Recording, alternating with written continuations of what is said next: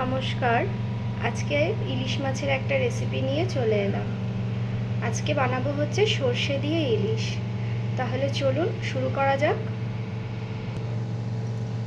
প্রথমে একটু নুন আর একটু হলুদ মাখিয়ে নেব। মাখিয়ে কিছুক্ষণ রেখে দেব।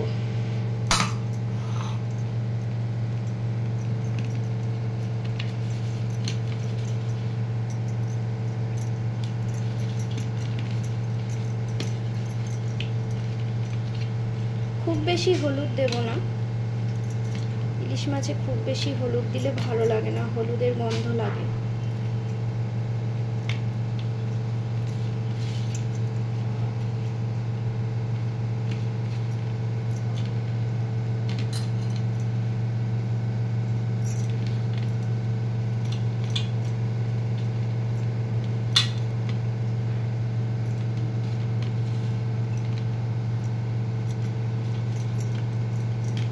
কিছুক্ষণ রেখে দেব।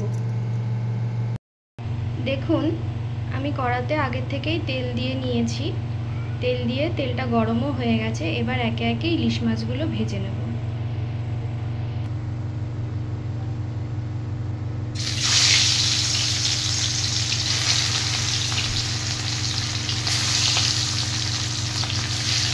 খুব বেশি ভাজা করবো না, ইলিশ মাছ খুব বেশি ভাজা করলে ভালো লাগে না খেতে, স্বাদটাই চলে যায়।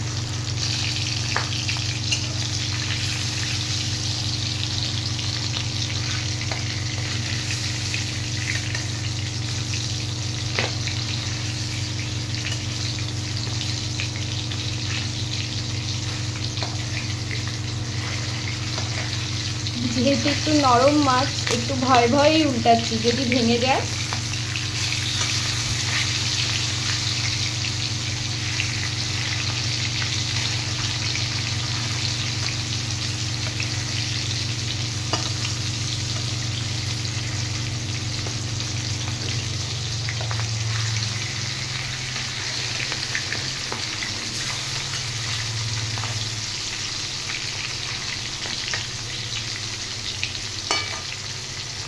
দেখুন, যে সর্ষে কাঁচা লঙ্কাটা আমি দেখিয়েছিলাম, সেটার একটা পেস্ট আমি তৈরি করে নিয়েছি।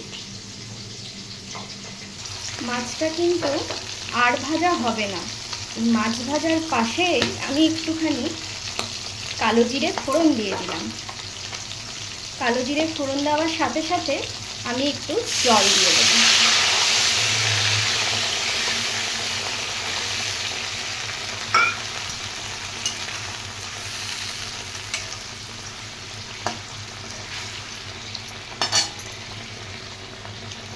জলটা ফুটছে, এবার দিয়ে দেবো সর্ষে বাটাটা।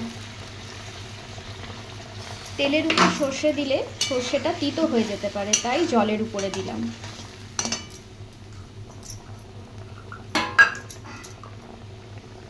বাটি ধুয়েও জলটা দিয়ে দিলাম।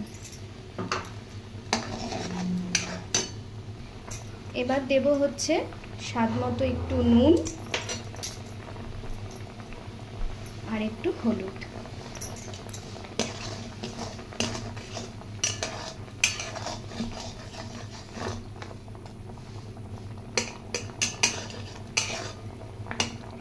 দিয়ে এটা ফুটতে দেব। দেখুন, জলটা অনেকটা শুকিয়ে গেছে, প্রায় হয়েই এসেছে। এই অবস্থাতেই আমি গ্যাস অফ করে দেব। শেষে অ্যাড করব একটুখানি কাঁচা সর্ষের তেল।